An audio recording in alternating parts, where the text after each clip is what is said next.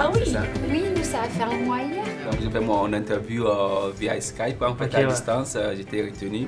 Mais j'ai beaucoup hésité avant de venir parce que je ne trouvais pas d'informations sur la région et autres. C'était beaucoup plus difficile, quoi. C'était un grand défi pour moi. Hein. C'est vrai que c'est méconnu. Moi, j'ai eu un énorme coup de cœur en arrivant à Ville-Marie. Je trouve ça tellement beau. Puis, ce qui est bizarre, c'est qu'avant tout ça, j'avais sillonné pas mal tout le Québec avec ma job, justement. Puis, je suis arrivé à Ville-Marie, j'ai fait, mais comment ça se fait qu'un endroit aussi beau, personne ne soit au courant que ça existe? Quand j'étais à Montréal, j'ai jamais entendu parler vraiment. Quand on me disait Abitibi-Témiscamingue, c'est Rouyn-Noranda et c'est la région minière. Les gens me disaient, mais tu pars au nord là-bas, dans le nord et tout. Oui, il fait froid. Donc, ce qu'on voudrait, c'est créer donc la plateforme web Travailler, vivre, étudier, dans laquelle se retrouveraient toutes les informations pour que les futurs nouveaux arrivants se sentent, que ce soit facile pour eux de faire le choix de venir s'établir au Témiscamingue. Il faut se vendre, il faut se mettre sur Internet, il faut montrer c'est quoi nos atouts, c'est quoi les entreprises, les services, la culture qu'on peut vivre au Témiscamingue. Il faut que ce soit diffusé. Puis il y en a des choses à mettre là-dessus. C'est ce qu'on se rend compte, dans le fond, qu'on est tellement méconnus, mais que le premier pas d'un nouvel arrivant, avant qu'il arrive chez nous, c'est le web. Il ne va pas nous voir autre que par le web. Fait que c'est d'autant plus important d'être présent sur cette plateforme-là qui n'a plus de frontières maintenant.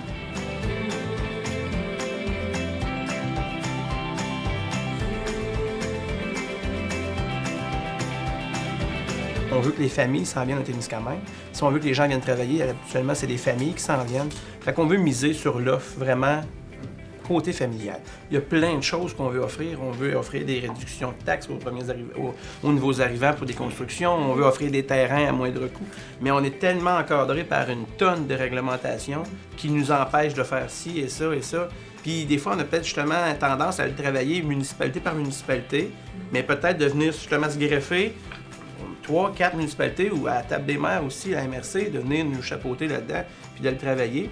Mais je pense que travailler ensemble va être le secret. L'un des défis aussi, c'est tout le déménagement. Parce que quand vous quittez Montréal pour venir ici, pour le déménagement, ça coûte toute une fortune en fait. Ici, les logements, vraiment, il n'y a rien d'inclus. Genre les électros, le chauffage et tout. C'est vraiment très différent. Donc, si on pouvait nous aider à ce niveau, au niveau des logements, aide au déménagement. Je pense notamment à un logement la première semaine ou les 15 premiers jours pour se dire, bah tiens, on va trouver, on s'attend à déménager, on s'attend à acheter des équipements parce que ça fait partie d'une nouvelle vie. Mais ça se fait pas en un jour. Et en fait, l'arrivée, vraiment la première semaine, elle est primordiale pour se sentir bien. Pour notre inscription au Québec, on nous demande une adresse. Et on n'en a pas d'adresse. Finalement, si on avait une adresse, bah tiens, la maison des nouveaux arrivants, elle a une adresse, et puis bah c'est ça. De l'information qu'on avait de France, impossible de louer une voiture à Ville-Marie. Là, pour le coup, la logistique était un peu lourde. C'est vrai que ça a été stressant, ça, cette histoire de Alors voiture. que je pense que c'est un service qui peut être mis en place facilement. Ouais, on a des voitures disponibles. Vous l'avez une semaine, vous fait un contrat de location, puis c'est bon. L'idée, par exemple, de mettre un fonds régional, un fonds sectoriel, en tout cas en place pour aider de façon très, très pratique à l'aide au déménagement. On aide les gens à venir s'établir au Témiscamingue, puis que ce fonds-là puisse passer peut-être en partenariat avec les entreprises qui ont besoin d'employés, d'aller aborder des potentiels nouveaux arrivants, puis au moins régler cette problématique-là des frais de déménagement. Fait qu'il y a beaucoup de gens, je pense, qui auraient intérêt au niveau des décideurs dans l'ensemble des municipalités, même à la table des maires, je ne sais pas, mais à juste entendre votre discours.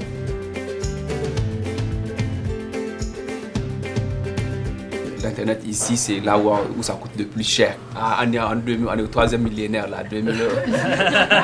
Même dans mon village, ça coûte pas cher, si cher que ça. Fait qu'avoir une bonne connexion Internet, c'est la base pour pouvoir être à l'aise n'importe où. On le sait, les nouveaux arrivants, ils ont besoin de reconnecter avec leur famille, ils ont besoin de faire des recherches beaucoup plus que les habitants. En tout cas, surtout à leur arrivée. Donc, selon moi, l'Internet, là, on ne passera pas à côté. C'est maintenant qu'il faut en avoir au Témiscamingue. On serait capable de faire quelque chose là-dessus. C'est pas... il faut prendre un peu, je pense, peut-être le lead au niveau municipal. Il faut en faire une priorité, ça c'est sûr. Prendre les guides puis dire go, on y va. Là. On avance, on investit, puis on va se mettre une couverture Internet et cellulaire qui a de l'allure ici au Témiscamingue.